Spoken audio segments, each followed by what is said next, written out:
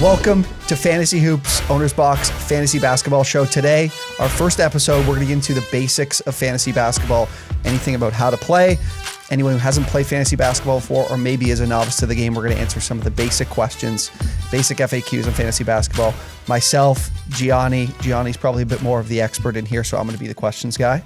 But before we get into it, be sure to check out Manscaped, the best in male grooming. Go check out the Lawnmower 4.0. We've got the Weed Whacker here as well. So plenty of options there at Manscaped, and we've got a great promo, 20% off, not just 5, 10%, 20% off with Manscaped, promo code BOX. You're gonna get 20% off and free shipping over at manscaped.com. If you guys enjoy this video, be sure to drop a like. If we get 100 plus likes, let's say, we know that you guys like this content and want to see more of it, and we'll bring it to you. So like the video, comment down below, subscribe to the channel, and we'll bring you basketball content all season long as well. So let's get into it, Gianni. I want to do the first one. I think it's, in your other fantasy sports that you might be playing, there might be a really strict way that you play or type of league, but there's categories or there's points leagues in fantasy basketball. What do you think is the best way to play and best one to go for anyone who's starting a fantasy league? So for me, I prefer doing categories for basketball or going roto. There's just so many different types of basketball players. What type of stats different guys are going to get is really different. It's not like other sports where, for hockey, you might see a lot of goals and assists are always a premium. For baseball, you like to see runs, you like to see average. There's not really that kind of consistency. So if you're going categories, it gives you more flexibility on how to build your team. It's a little bit more of an in-depth type of way to go. If you're just beginning, points might be a little bit easier, but for the more in-depth user, you definitely want to go with categories.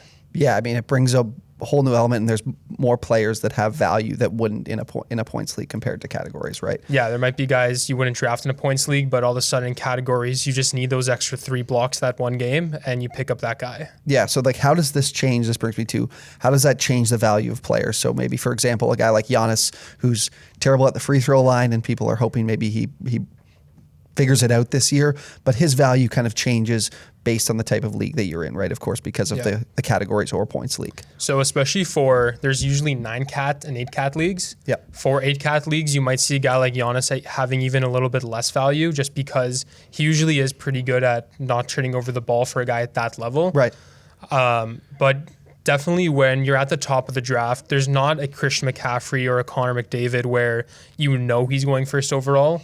You have Nikola Jokic, who probably is the best player, but you may just not be looking for that type of player. You might just look at James Harden and say, I want to chase points, I want to chase threes. You might be chasing a guy with good field goal percentage. It's just really depending on, you have to know what players you want and what players you don't want. And there's some players that straight up might just hurt your team if you own them. Yeah, so I wanted to take that to how you value some of the best players in the league. I know a guy like Luka Doncic might be very exciting, one of the most exciting young and upcoming players in the NBA, but there are certain categories that he isn't as efficient in.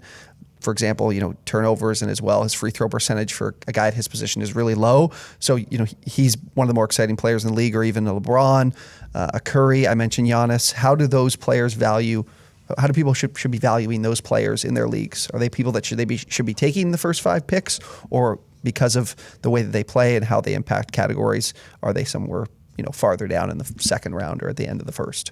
So for me, I'm definitely, like I said before, I think Jokic is probably the clearest first overall pick you can go.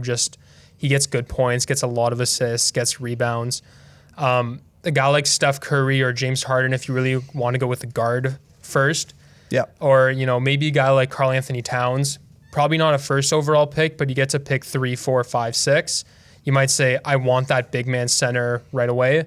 And you just kind of reach on him a little bit, where you might just not find that value from a center later on. So you go, I want that point getting center, I'm going to take him. Or there's certain guys, even like Andre Drummond, you might look at later, who's going to get you 15 rebounds a game.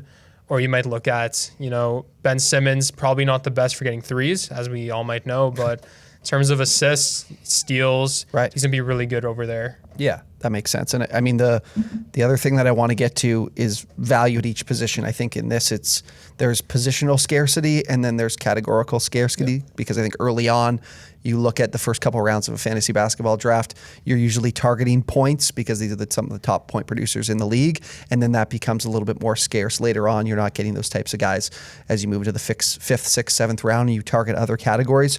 So how do you value each of these positions, from your guards to your centers to your forwards? So again, it does kind of relate back to kind of what categories you really want to look for. In general, you usually find there's different archetypes where you might see a guys who get a lot of threes will usually have good free throw percentage, or they might have a lot of steals just because that's the type of player they are. Yep.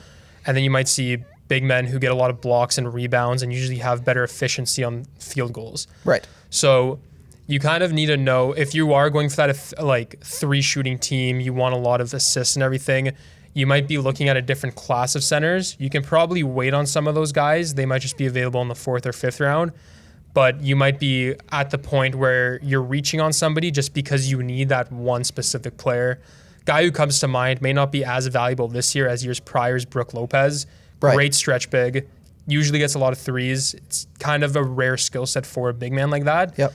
But for some teams, he just ended up being such a valuable guy. Right. And then what is that? That kind of leads me to, the strategy of maybe punting categories, because there is a balancing act of maybe in the first few rounds, if you're taking Steph Curry in around 3rd or 4th overall, and then maybe on the way back you look at Rudy Gobert, but that's a balancing act of Rudy Gobert at the free throw line and then Steph at the free throw line. So are you willing to punt categories? I know in terms of Roto, you can only punt so many categories until you're kind of falling behind. But in head-to-head, you could probably live with it a bit more, I would assume. But do you have a philosophy on that?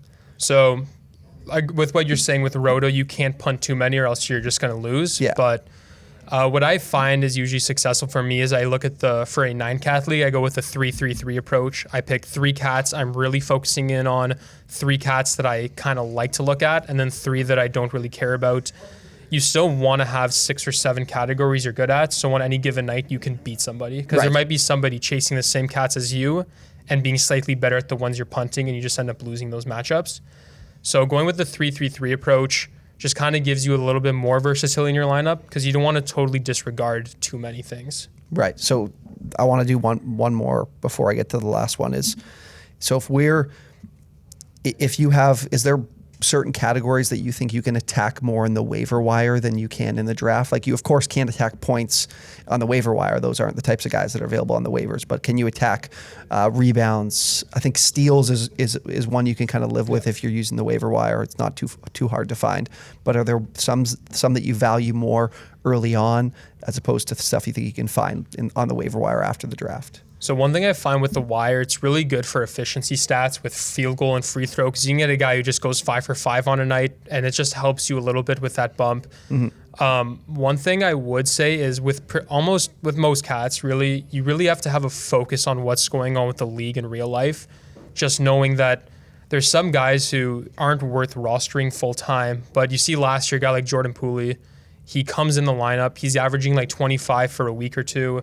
He's getting a few assists here and there, where it's just the focus on the waiver wire should really be situational. Right. If I can just throw it back to the NFL this week, you see a guy like Chester Rogers come in, get an opportunity he wouldn't have usually had, and he gets you a decent amount of yards just for a guy who you wouldn't usually roster. Right. Okay. We can get into more. We'll get into more draft strategy and that kind of thing later on. I'll do the last question. So, how do you value rookies? There's a few that are immediately coming into the league that come to mind for me. I mean, James Bouknight seems to be, in terms of talent and surrounding, he has opportunity. Scotty Barnes in Toronto is someone that I think could help people, not in the efficiency category certainly, but maybe in steals, as well as taking care of the ball. But what do you think of rookies and how do you value them? Evan Mobley, of course, as well. All the guys that have just come in, how do you value them in the draft? So there's a big thing with them where you don't want to reach on a rookie, because there is that high ceiling, but there's always a low floor in basketball with rookies, where some coaches might just not trust the guys after certain points. If you're going to take a rookie, you got to be patient with them. You got to give them time to really let them find where they are in the league. Yep. There might be some guys you think, oh, this guy's going to get 6-7 assists a night. He ends up just not being able to move the ball the way he used to in college. Right. And he just takes that step back. And you have to decide when is it time to cut them loose and when is it time to kind of really trust them. One guy I would look at as far as rookies go is Nishan Hines on Denver. Just going to get that extended opportunity with Murray out. Right.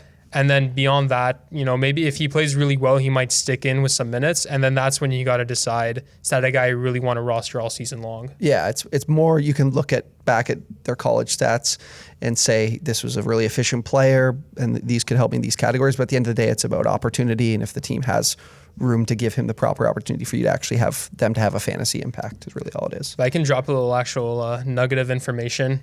I had a little chat with someone who's analytics for the Raptors a couple years ago. Yeah. And he told me one of the highest correlations to 3-point shooting in the NBA is free throw percentage in college. And he says because guys who are efficient at shooting the ball from kind of a standstill are good at just catch and release. Okay. So if you want that little nugget of wisdom. It does make sense because, I mean, at the NBA, the three-point line has changed. So it's really ultimately not always the same shot or the same feel. So it's hard to, sometimes won't translate. That makes sense. That's a good nugget. Yeah. Hopefully we'll have more nuggets. If you guys enjoyed, please do drop a like, subscribe to the channel. That'll let us know that you guys want to see more fantasy basketball content. Thank you guys for watching. We'll see you next time.